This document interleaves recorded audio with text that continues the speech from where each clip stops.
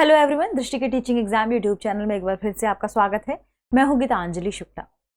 जैसा कि आप सभी जानते हैं, हम यहाँ सीटेट के प्रीवियस ईयर क्वेश्चंस पर डिस्कशन कर रहे हैं। सीटेट यानी, ध्यान रखिएगा, सेंट्रल टीचर एलिजिबिलिटी टेस्ट यानी केंद्रीय शिक्षक पात्रता परीक्षा। इस परीक्षा में किस विषय के प्रीवियस ईयर क्वेश्चन पर डिस्कशन कर रहे हैं हम? इस परीक्षा में हम ज्योग्राफी विषय यानी भूगोल विषय के प्रीवियस ईयर क्वेश्चन पर डिस्कशन कर रहे हैं। अब यहाँ पर इंपॉर्टेंट बात कि ज्योग्राफी विषय कहाँ पर है, तो यह इस पूरी परीक्षा में सामाजिक विज्ञान खंड के प्रश्न पत्र 2 जो कक्षा 6 से कक्षा 8 के लिए है, इसके सेगमेंट के भीतर शामिल है। ठीक है, यानी भूगोल किसके भीतर शामिल है? इसमें जो हमारे पास सामाजिक विज्ञान खंड है उसके भीतर शामिल है। आइए देखते हैं, बिना किसी देरी की शुरू करते हैं और देखते हैं भूगोल से जुड़े हुए प्रीवियस ईयर के प्रश्न क्या पूछे गए हैं। पहला प्रश्न है, स्टिल्ट पर मकान क्यों बनाए जाते हैं? हमारे पास जो ऑप्शन है, ए है ये दिखने में अच्छे लगते हैं और कम लागत में बन जाते हैं, बी है ये पहाड़ी क्षेत्रों के लिए उपयुक्त हैं, सी ऑप्शन है ये वर्षा ऋतु में घरों को जल जमाव से बचाते हैं, और डी है ये गर्मी को बाहर रखते हैं और ठंडे होते हैं। यह प्रश्न सीटेट 2021 के प्रश्न पत्र में पूछा गया था। देखिए, स्टिल्ट का मतलब क्या होता है? स्टिल्ट का मतलब होता है एक ढालनुमा या कहे कि एक पूरा एक जमाव होता है, उभार होता है, और इस ढाल में कुछ इस तरीके से लकड़ियां लगी होती हों, फिर उसके ऊपर मकान तैयार किए जाते हैं, उसके ऊपर मकान बनाए जाते हैं। ठीक है, तो जब इस तरीके से मकानों को बनाया जाता है तो क्या देखकर बनाया जाता है इस प्रकार के मकानों को? स्टिल्ट से या स्टिल्ट पर निर्मित जो मकान होते हैं उन्हें यह देखकर बनाया जाता है कि यहाँ आसपास जल भराव की समस्या तो नहीं है। यदि इस पूरे क्षेत्र में जल भराव की समस्या हो तो इस जल भराव की समस्या से बचने के लिए, ताकि इन घरों में पानी ना चला जाए, ये यहाँ पर घर नष्ट ना हो या इन्हें किसी प्रकार की हानि ना हो, इससे बचने के लिए क्या किया जाता है? स्टिल्ट पर मकान बनाए जाते हैं। इस ढेर पर और उसके ऊपर कुछ इस तरीके से व्यवस्था करके फिर मकान तैयार किए जाते हैं। तो ध्यान रखिएगा, ऐसा क्यों किया जाता है? ताकि ये वर्षा ऋतु में घरों को जल जमाव से बचाते हैं। वर्षा ऋतु में घरों को जल जमाव से बचाते हैं, यानी ऑप्शन सी इस प्रश्न का क्या है? सही जवाब है। ठीक है, चलिए आगे बढ़ते हैं, अगले प्रश्न को देखते हैं। अगला प्रश्न है, अशोक को अपने संबंधियों से मिलने के लिए मुंबई से दिल्ली जाना है। अशोक परिवहन के कौन से साधन का उपयोग कर सकता है? ध्यान रखिएगा, परिवहन हम सभी ने पढ़ा है, व्यक्तियों और माल या वस्तुओं को एक स्थान से दूसरे स्थान तक स्थानांतरित करने का सबसे बेहतरीन साधन है परिवहन। परिवहन कई प्रकार से होते हैं, जैसे जल मार्ग, सड़क मार्ग, रेल मार्ग, वायु मार्ग, और सबसे आसान या कम दूरी के लिए जो हम इस्तेमाल करते हैं वह है सड़क मार्ग। फिर थोड़ी सा दुर्गम दुरूह जो क्षेत्र है वहां पर हम तत्काल प्रभाव में राहत और अन्य चीजों के लिए किसका उपयोग करते हैं? वायु मार्ग का। यदि हमें बहुत लंबी यात्रा करनी हो और कम समय में पहुंचना हो तो भी हम वायु मार्ग का प्रयोग करते हैं। इसके अलावा यदि हमें लंबी यात्रा करनी हो, कम फेयर में करना हो, कम खर्च हो हमारा, इसके लिए हम रेल मार्ग का इस्तेमाल करते हैं। ठीक है, तो यदि हम देखें कि एक व्यक्ति है अशोक, उसको अपने संबंधियों से मिलने के लिए मुंबई से दिल्ली जाना है, तो देखिए मुंबई से दिल्ली जाने के लिए आपके पास कई विकल्प मौजूद हैं, है ना। जैसे हम हमारे ऑप्शन में देखें, ऑप्शन में क्या है? ए जल मार्ग, 2 सड़क मार्ग, 3 वायु मार्ग, 4 रेल मार्ग। इसमें से आपको उचित विकल्प का चयन करना है। हमारे पास ऑप्शन है क्रमशः ए बी सी डी। क्या है? ए है केवल 1 2 3, बी ऑप्शन है केवल 1 2 4, सी ऑप्शन है केवल 2 3 4 और डी ऑप्शन है केवल 1 3 4। यदि हम अशोक के अपने संबंधियों से मिलने के लिए चुनाव किए जाने वाले परिवहन की बात करें कि वे किन परिवहनों को चुन सकते हैं, तो देखिए यदि वो मुंबई से दिल्ली के लिए ट्रैवल कर रहे हैं तो वो सड़क मार्ग से भी जा सकते हैं, ये भी एक रास्ता है उनके पास।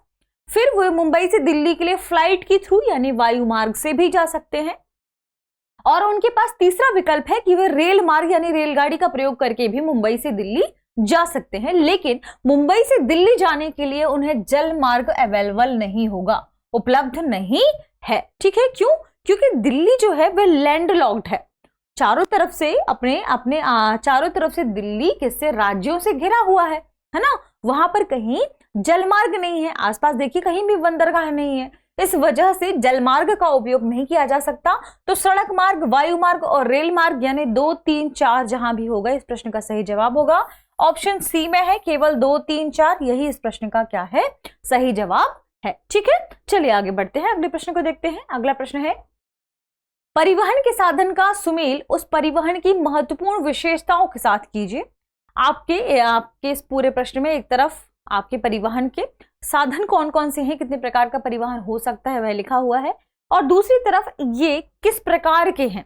यदि सड़क मार्ग है तो उसकी क्या खास विशेषता है, रेल मार्ग है तो उसकी क्या खास विशेषता है, इस आधार पर इनका सुमेलन आपको करना है, आपको सही इनका आंसर बताना है। और फिर आपके पास कूट दिए हुए हैं, इन कूट के आधार पर आपको सही जवाब बताना है। ठीक है, प्रश्न में सबसे पहले ए है सड़क मार्ग, जिसके सामने ए लिखा हुआ है, 1 नंबर का है परिवहन का सबसे तीव्र साधन। बी है रेल मार्ग, जिसमें नंबर 2 है अधिक दूरी से भारी एवं बड़े आकार वाले सामानों को ढोने के लिए सबसे सस्ता साधन।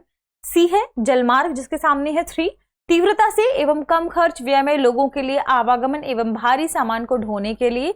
और डी है वायुमार्ग, कम दूरी यातायात का सबसे अधिक उपयोग किए जाने वाला मार्ग। ठीक है, आपको कूट का प्रयोग करके A B C D 4 option दिए हुए हैं, इनमें से सही जवाब चुनना है, जिसमें क्रमशः ए में है 1 2 3 4, बी ऑप्शन में है 3 4 1 2, सी ऑप्शन में है 4 3 2 1 और डी ऑप्शन में है 2 1 3 4। ठीक है, सीटेट 2021 में इस प्रश्न को पूछा गया था। आइए देखते हैं प्रश्न के सही विकल्प को कैसे हमें चुनना है। देखिए, यदि हम सड़क मार्ग की बात करें तो सड़क मार्ग हम सभी जानते हैं क्या है, यह सड़क मार्ग का उपयोग हम करेंगे कम दूरी के यातायात के लिए, कि बहुत अधिक डिस्टेंस नहीं है तो आप सड़क मार्ग का इस्तेमाल करके अधिक उपयोगी तरीके से क्या कर सकते हैं, एक स्थान से दूसरे स्थान पर स्थानांतरित कर सकते हैं अपने आप को या सामान को। ठीक है, लेकिन ध्यान रखिएगा बहुत अधिक सामान को आप एक स्थान से दूसरे स्थान पर सड़क मार्ग के जरिए नहीं भेज सकते। ठीक है, सड़क मार्ग में क्या खास बात है कि यह कम दूरी यातायात का सबसे अधिक उपयोग किए जाने वाला मार्ग है, यानी यहां पर 4 आंसर है सड़क मार्ग का। ठीक, 4 सुमेलन है सही। फिर है रेल मार्ग।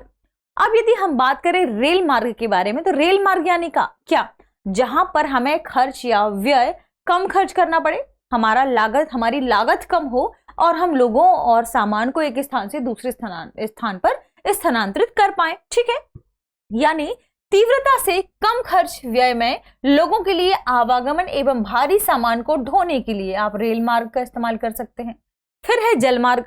जलमार्ग यानी अधिक दूरी से भारी एवं बड़े आकार वाले सामानों को ढोने के लिए सबसे सस्ता साधन है जलमार्ग। ठीक है, इसके बाद परिवहन का सबसे तीव्र साधन है, आप कई हजार किलोमीटर की डिस्टेंस भी कुछ घंटे में कवर कर सकते हैं, किसके माध्यम से, वायु मार्ग के माध्यम से या वायुयान के माध्यम से। अब इस प्रश्न के सही जवाब की बात करें तो देखिए, सड़क मार्ग का ऑप्शन है 4, रेल मार्ग का ऑप्शन है 3, जल मार्ग का ऑप्शन है 2 और वायु मार्ग का ऑप्शन है 1। ठीक है, अब यदि हम बात करें इस प्रश्न के सही जवाब की तो क्या हो गया, 4 3 2 1। आइए देखते हैं कहां पर इस प्रश्न में 4 3 2 1, ऑप्शन सी में है 4 3 2 1, यही इस प्रश्न का क्या है, सही जवाब है। और हमने इससे प्रीवियस वाले प्रश्न में भी ठीक से चर्चा की कि सड़क मार्ग, जल मार्ग, वायु मार्ग या रेल मार्ग का इस्तेमाल हम कहाँ करते हैं और किन किन आवश्यकताओं में हम इन मार्गों का इस्तेमाल करते हैं। ठीक है, अगला प्रश्न है, निम्नलिखित कथनों पर विचार कीजिए, जिसमें आपके सामने कथन क्या है, नदी घाटी के निकट मानव बस्तियां पनपने लगी और सभ्यता का विकास हुआ। दूसरा कथन है, आदर्श बसाव स्थान के चुनाव में प्राकृतिक दशाओं पर ध्यान नहीं दिया जाता। तीसरा है, शहरों में प्रकीर्ण बस्तियां पाई जाती हैं। इसमें आपको उचित विकल्प को चुनना है, आपके पास ऑप्शन क्रमशः ए बी सी डी है। अब आइए देखते हैं ऑप्शन में क्या है कि ए है केवल 1 सही है, केवल 2 सही है, केवल 3 सही है, 1 और 3 सही है। ठीक है, यह प्रश्न भी सीटेट 2021 में पूछा गया था। देखिए, जब भी आप बस्तियों की बात करेंगे, जब भी आप मानव बस्तियों की बात करेंगे तो एक बात ध्यान रखना होगा कि जो गांव है वहां पर ग्रामीण बस्ती हमें देखने को मिलती है और वहां पर अमूमन जो लोग होते हैं, जो ग्रामीण क्षेत्रों में होते हैं, वे कृषि, वानिकी, पशुपालन आदि पर आश्रित होते हैं और इसी के माध्यम से वहां की जो बस्तियां हैं वे बस्ती हैं। वहां बस्तियां कई प्रकार से हो सकती हैं, लेकिन अमूमन देखा गया कि जो ग्रामीण क्षेत्र है वहां पर बस्तियां 2 प्रकार की हैं। क्यों? क्योंकि हो सकता है कि ग्रामीण क्षेत्रों में बहुत अधिक कृषि हो, वानिकी हो, पशुपालन हो, दस्तकारी हो, तो वहां पर बहुत घनी भी आबादी हो सकती है, बहुत घनी बस्ती भी हो सकती है और या प्रकीर्ण बस्ती भी हो सकती है। अब बड़ी बात कि क्या सभी जो बस्तियां हैं वे नदी घाटी के निकट ही बसती हैं, यानी क्या यह बात सही है कि बस्तियों के बसने के लिए नदी घाटी एक अनिवार्य घटक है? तो ध्यान रखिएगा कि बिल्कुल सही बात है। जितनी भी बड़ी बड़ी बसावटें हुई हैं या बस्तियां जो बसी हैं वे कहां पर बसी हैं? नदी घाटी के आसपास बसी हैं, क्योंकि प्राकृतिक चयन के एक सिद्धांत में शामिल है। यानी जब आप आवास का चयन करते हैं, अपने रहने के लिए किसी स्थान का चयन करते हैं, बस्ती का चयन करते हैं, तो उसमें कुछ प्राकृतिक दशाएं होनी जरूरी है। जैसे आपको वहां आसपास का जो जलवायु है वह अनुकूल होनी चाहिए एक मानव के लिए, उनके रहने के लिए। वहां उपयुक्त कृषि योग्य भूमि होनी चाहिए, क्योंकि कृषि या भूमि भी तो एक अनिवार्य घटक है। तो ध्यान रखिएगा, एक तो आसपास अनुकूल जलवायु, अनुकूल वातावरण, दूसरा कृषि की उपलब्धता, आपके उस क्षेत्र में जहां आप रह रहे हैं वहां आपको कृषि भी उपलब्ध हो पाए, जल का स्रोत वहां पर अवेलेबल हो। मान लीजिए वहां पर कोई बस्ती है, कुछ लोग वहां रह रहे हों, तो उनके लिए इंपॉर्टेंट चीज क्या है? जल। जल एक अनिवार्य घटक है उस पूरे क्षेत्र में लोगों के बसने के लिए। इस वजह से नदी घाटी के निकट मानव बस्तियां पनपने लगती हैं। और यह सही बात है कि जितनी भी सभ्यताओं का विकास हुआ है मानव बस्तियों के आसपास ही हुआ है। चाहे आप नील नदी ले लीजिए, आप टिग्रिस नदी ले लीजिए, या फिर आप जो मेसोपोटामिया सभ्यता है उसके आसपास वाले क्षेत्र की बात कर लीजिए। ये सभी जो सभ्यताएं बसी हैं, जो मानव बस्तियां बसी हैं, वह कहाँ बसी हैं? नदी घाटी के आसपास बसी हैं। तो यहाँ पहला कथन क्या है? सही है। दूसरे कथन की बात करें, क्या है? आदर्श बसाव स्थान के चुनाव में प्राकृतिक दशाओं पर ध्यान नहीं दिया जाता है। यह कथन गलत है, क्योंकि आदर्श बसाव स्थान के चुनाव में प्राकृतिक दशाओं पर ध्यान दिया जाता है और इसी में जल का होना शामिल है कि वहां पर आसपास जल की आपूर्ति हो सके, भूमि की आपूर्ति हो सके, अनुकूल वातावरण की आपूर्ति हो सके। तो क्या जरूरी है यहाँ पर? ये सारी चीजें जरूरी हो जाती हैं। जैसे आपके आसपास जलवायु अनुकूल हो, ये सारी चीजें क्या हो जाती हैं? इंपॉर्टेंट हो जाती हैं। ठीक है, तो ध्यान रखिए प्राकृतिक दशाएं जरूरी हैं यदि आप एक आदर्श क्षेत्र ढूंढ रहे हैं अपने बसाव के लिए। तो ठीक है, शहरों में प्रकीर्ण बस्तियां पाई जाती हैं, यह गलत बात है। दरअसल जो प्रकीर्ण बस्तियां हैं वह ग्रामीण क्षेत्र में पाई जाती हैं या गांव में पाई जाती हैं। क्यों? क्योंकि ग्रामीण क्षेत्र में बस्तियां सघन भी हो सकती हैं जहां पर घर पास पास हो, और प्रकीर्ण बस्तियों की जब भी बात की जाएगी तो यानी वे बस्तियां जहां पर घर दूर दूर फैले हुए हों, व्यापक स्तर पर घर दूर दूर लेवल पर क्या हो? फैले हों, तो ऐसी बस्तियों को हम प्रकीर्ण बस्तियां कहते हैं। और ये बस्तियां कहाँ होती हैं? ग्रामीण क्षेत्रों में। तो यहाँ यह कथन भी गलत है और यह कथन भी गलत है, केवल एक कथन सही है। इस वजह से ऑप्शन ए इस प्रश्न का क्या होगा? सही जवाब होगा। केवल एक प्रश्न या एक कथन यहाँ पर सही होगा।